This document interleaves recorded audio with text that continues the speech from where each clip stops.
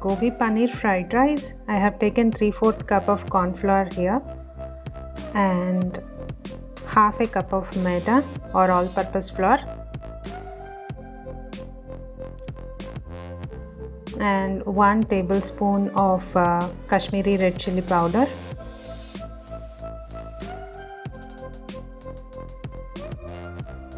half a teaspoon of turmeric, and I have taken 1 tablespoon of salt. I'm going to prepare a marinade for my gobi and paneer pieces with this mixture.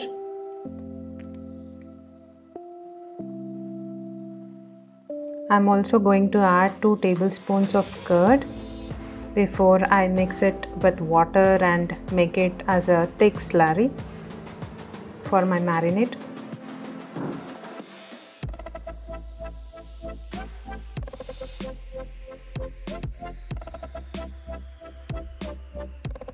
I'm going to add the cauliflower or gobi pieces now in the marinade and going to dip all of them really well so they are well coated, and I'm keeping them aside.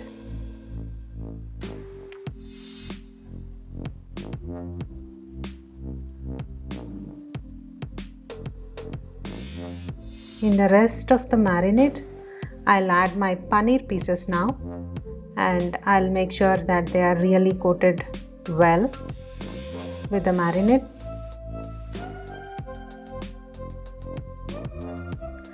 I have 2 onions, 1 garlic and a medium piece ginger and some mint leaves, tomato ketchup, black peppercorns, cumin.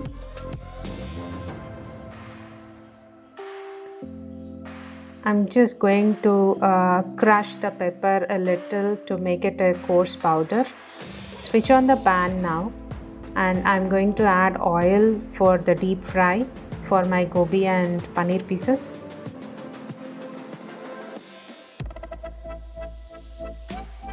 Once the oil is hot, drop the gobi pieces gently into the oil and fry until they are golden brown in color.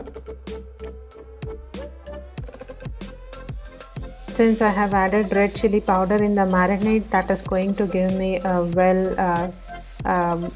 red color like we see here in the picture.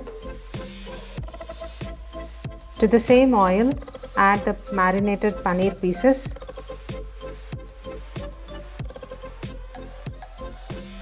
Don't fry them too much, else they'll become rubbery in texture. Make sure they are soft and smooth before you remove them from the oil. So we don't have to fry paneer pieces a lot. So this is the color I was just looking for, and I'm going to keep them separately into a different tray. They're all stuck together, but once they are cooled down, we can remove the paneer pieces away from each other. In the pan, I have taken 2 tablespoons of oil, and I have added my chopped ginger and then chopped garlic. Give it a nice toss in the oil. Make sure during this process the oil should be on high flame. I'm going to add the 2 onions nicely chopped into the oil.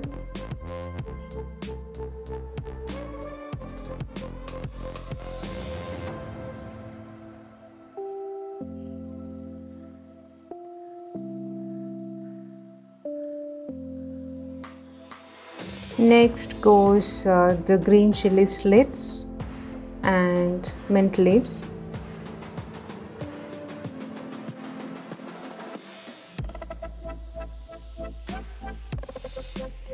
Give them a nice toss.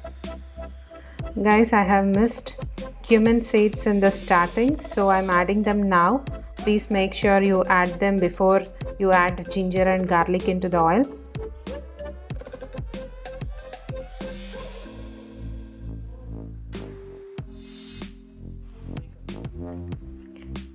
Once the onions turn transparent, add tomato ketchup.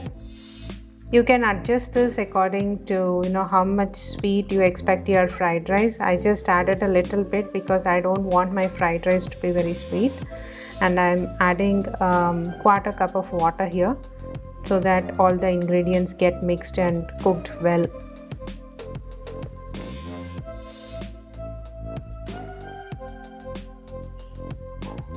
Bring the water to a boiling point. At this point, I am adding crushed black peppercorns.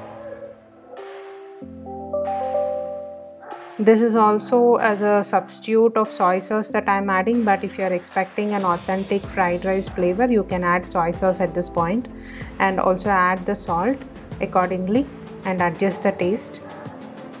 There goes the white rice once this comes to a nice boil.